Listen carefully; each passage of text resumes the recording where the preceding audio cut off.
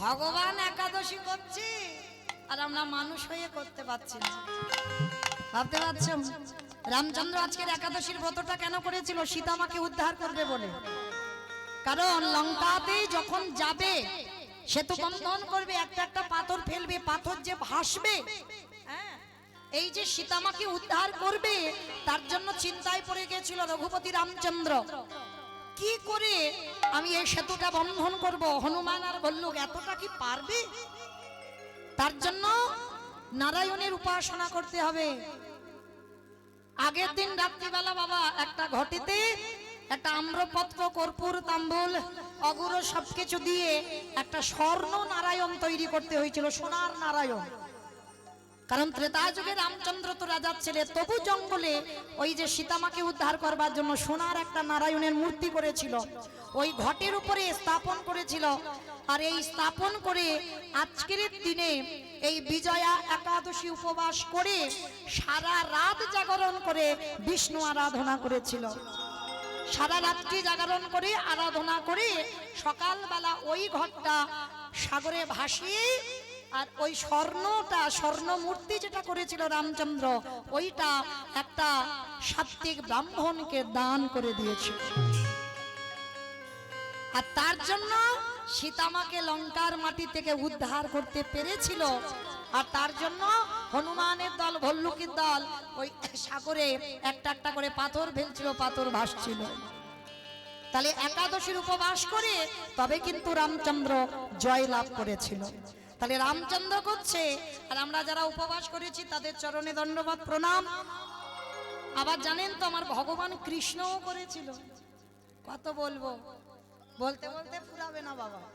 এই যে আমরা মানুষ না, আমরা করতে চাইছি না এই ব্রতগুলো, কিন্তু ভগবান তারা করেছিল। ভগবান কৃষ্ণ একেবারে ছোটবেলায় একাদশীর উপবাস করেছিল।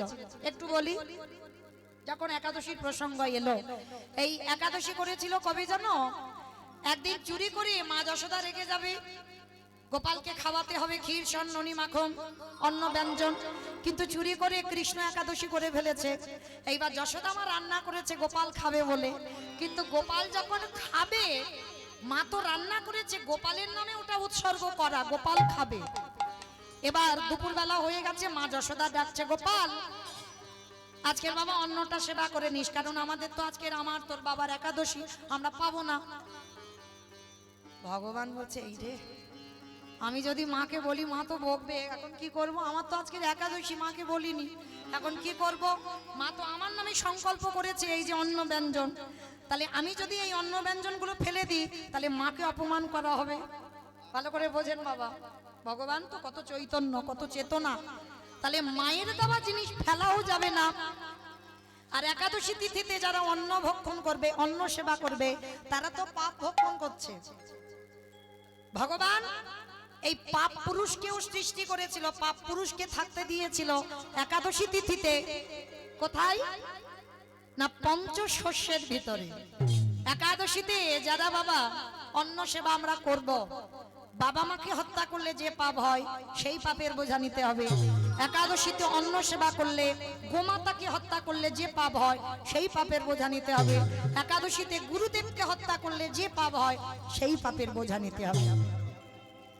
আজকের ভগবান চিন্তায় পড়ে গেছে, মা তো আমার জন্য রান্না করেছে, আমি যদি ফেলে দিই আমার অপরাধ হবে। আবার একাদশীতে যদি অন্নটা খাই সেটা অপরাধ হবে, তাহলে কি করব? অন্ন ব্যঞ্জনটা নিয়ে প্রথমে আমার কৃষ্ণ গোমাতার কাছে গেছে, মানে গাভীর কাছে গিয়ে বলছে, গোমাতা কৃপা করে আমার মা আমার নামে সংকল্প করেছে এই অন্ন ব্যঞ্জনটা পাবো বলে। গোমাতা আজ একাদশী আমি করেছি, একাদশীতে অন্ন পেতে পারবো না, তো কৃপা করে তুই এই অন্নটা সেবা কর। গোমাতা মনুষ্য কণ্ঠে বলছে, প্রভু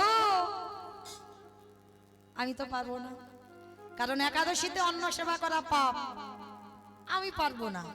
তুমি একাদশী করেছো, তুমি খেতে পারবে না, তুমি আমার দ্বারা পাপ করাবে, আমি তো পারবো না। এইবার পাখিকে ডেকেছে, পাখি তোরা অন্তত খেয়ে যা, কারণ এটা আমি ফেলে দিতে পারি না, আমার মাকে অপমান করা হবে, তোরা খেয়ে যা। পাখি এসে বলছে, প্রভু ক্ষমা করে দাও, একাদশীতে অন্ন সেবা করা পাপ, আমরা পারবো না। এইবার বাবা জঙ্গলে গিয়ে পশুদের ডাকছে, তারা ওই একই কথা, আমরা পাবো না একাদশীতে পাপ ভক্ষণ করতে। শেষে কি করেছে বাবা, পতিত পাবনী গঙ্গা স্নানে গেছে, গঙ্গার ঘাটে গিয়ে কৃষ্ণ মনে মনে ভাবছে এটাকে আমি ভাসিয়ে দেব, তাতে যা হয় হবে, কারণ আমি ব্রত ভাঙতে পারবো না, একাদশীতে তো অন্ন সেবা করতেই পারবো না। তো এইবার অন্নটা নিয়ে গঙ্গাতে ভাসাতে যাবে, পতিত পাবনী গঙ্গা উঠে বলছে দাঁড়াও, তুমি আমার জলে অন্ন দিচ্ছ কেন? আজকের অন্ন সেবা করা পাপ। ভগবান গঙ্গার ঘাটে মাথায় হাত দিয়ে বসে পড়েছে, আমি এখন কি করব অন্নটা নিয়ে, চিন্তায় পড়ে গেল। আর চিন্তা করতে করতে সুযোগের সদ্ব্যবহার। আর পতিত পাবনী গঙ্গা মায়ের বাহনটা কি বলো দেখি? মকর। বেশ, মকর মাছ, তাই তো? যারা পতিত পাবনী গঙ্গা মায়ের ছবি দেখেছেন, মকর মাছ, হ্যাঁ, ওই মকর মাছ এমতো সময় ওই গঙ্গার উপরে উঠেছে, উঠে প্রভুর কাছে প্রণাম করে বলছে, প্রভু আমি নেব, আমি তোমার এই পাপ ভক্ষণ করব। তা ভগবানের খুব আনন্দ, মকর মাছ তুমি এত ভালোবাসো আমায়, আমার মা রান্না করেছে আমার জন্য, তুমি এটা খেয়ে পাপ ভক্ষণ করবে?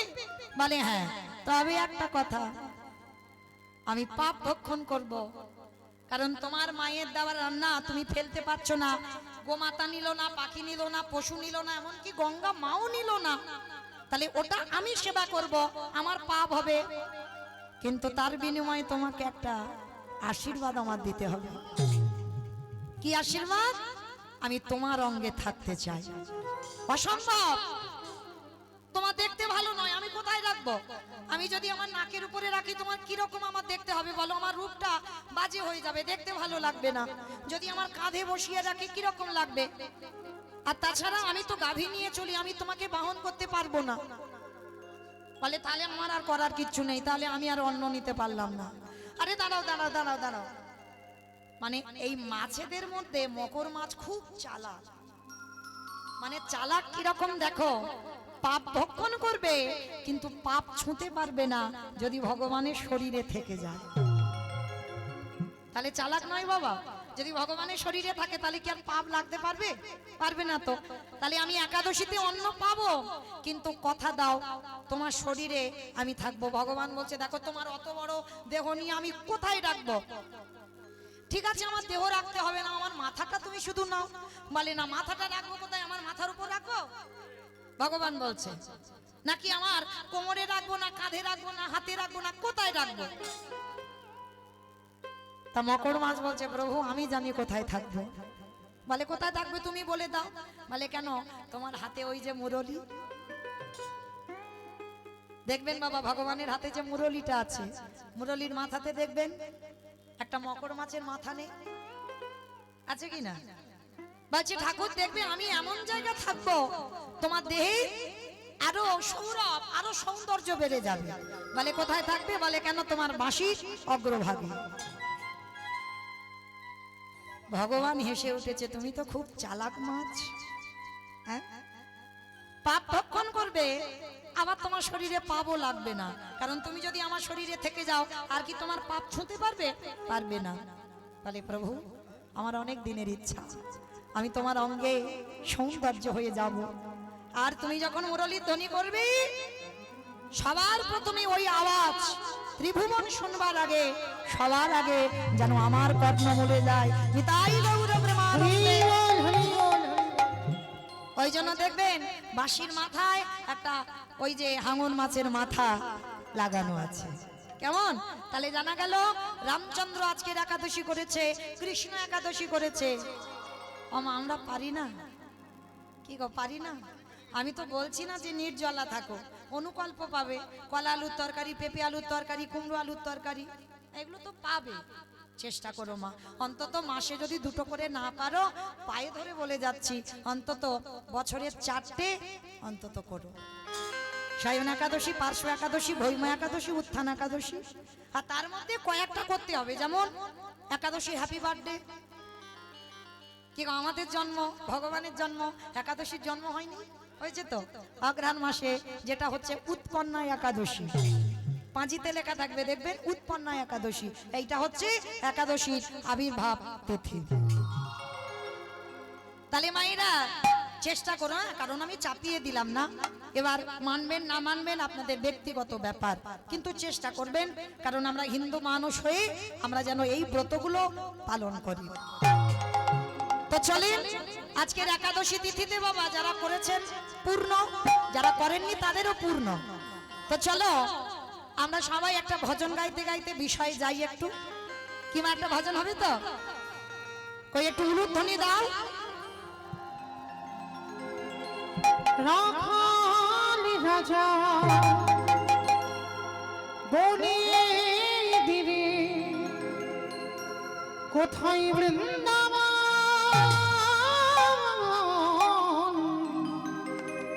রাধা কুণ্ড শ্যাম কুণ্ড গিরি গৌরী রাখালি রাজা বনে দিরে কোথায় বৃন্দাবন, রাধা কুণ্ড শ্যাম কুণ্ড গিরি গৌরী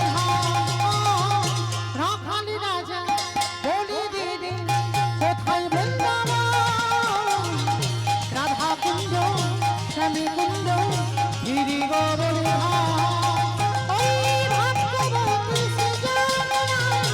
উজানে রয়ে যায় কেশি ঘাটে শিবায় আছে